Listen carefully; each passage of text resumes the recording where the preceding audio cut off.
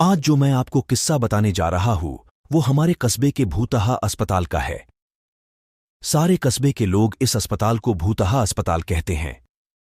इस अस्पताल का असली नाम विक्टोरिया अस्पताल है। इस अस्पताल को आज से करीबन 100 साल पहले अंग्रेजों ने बनवाया था। उस अस्पताल के सामने एक कब्रिस्तान है। मेरे दादाजी ने मुझे बताया था कि आज से 60 साल पहले इस अस्पताल में ऑपरेशन के दौरान एक लड़की की मौत हो गई थी। तब से उस लड़की की आत्मा उस अस्पताल में भटकती है। रात ढलते ही कोई भी इंसान उस रास्ते से नहीं गुजरता है, क्योंकि उस लड़की की आत्मा राहगीरों को परेशान करती है। हालांकि मैं दादाजी की बताई पुरानी भूतहा कहानियों में ज्यादा विश्वास नहीं करता था।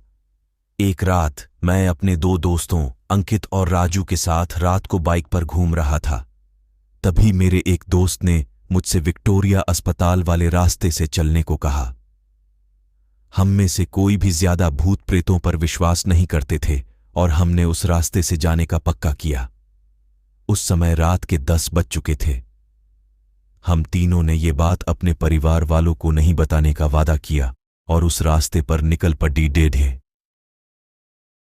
जैसे ही हम उस रास्ते से निकले, रास्ते पर रेत होने की वजह से हमारी बाइक फिसल गई और हम तीनों धड़ाम से बाइक से दूर गिर गए। गनीमत थी कि हम लोगों को कोई चोट नहीं आई थी। बाइक चला रहे मेरे दोस्त अंकित ने बोला कि उसका बैलेंस तो बराबर था, फिर ये बाइक कैसे फिसल गई। हालांकि वो थोड़ा डर गया था, तो मेरे दूसरे मित्र राजू ने बाइक चलाने को कहा। अब राजू बाइक चला रहा था।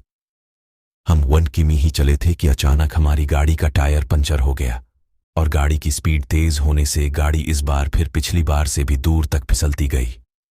इस बार हमें कोहनियों और घुटनों पर थोड़ी चोट आई थी। अंकित फिर से बोला कि इस जगह में जरूर कोई गड़बड़ है, हम लोग वापस उल्टे चलते हैं। लेकिन मैंने और राजू ने उसकी बात नहीं मानी और बाइक उठाकर पैदल चलना शुरू कर दिया। हम थोड़ी दूर ही चले थे कि अचानक किसी लड़की के चीखने की आवाजें सुनाई दी। ये सुनकर हम रुक गए और अंकित बोला, यार, तुम लोगों को चीखने की आवाज सुनाई दी क्या? हमने उसकी बातों को अनसुना कर कहा कि कोई जानवर की आवाज होगी।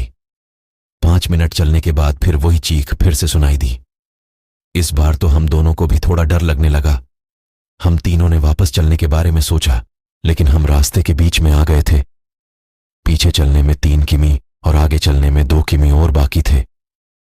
हम लोगों ने आगे जाने का सोचा।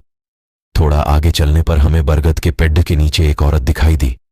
इतनी रात को अकेली औरत को देखकर हमारे तो रोंगटे खड्डे हो गए थे। हम लोगों ने पीछे मुद्दने का सोचा। तभी वो बूढ़ी औरत चिल्लाई, बेटा रुको, मुझे हाईवे तक का रास्ता बता दो।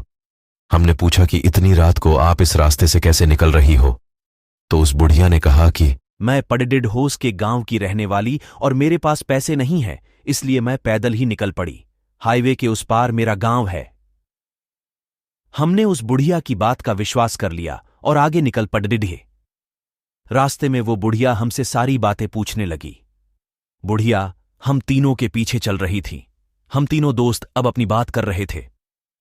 तभी राजू बोला कि लो मां जी, आपका रास्ता आ गया। और वो जैसे ही पीछे मुद्दहा तो वहां कोई नहीं था।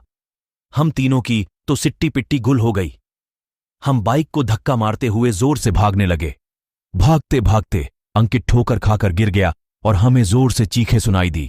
हमने भी बाइक को वहीं पटककर अंकित को साथ लेकर दौड़ने लगे और अस्पताल के पास कब्रिस्तान तक पहुंच गए। ये सब घटित होते 12 बज चुकी थी।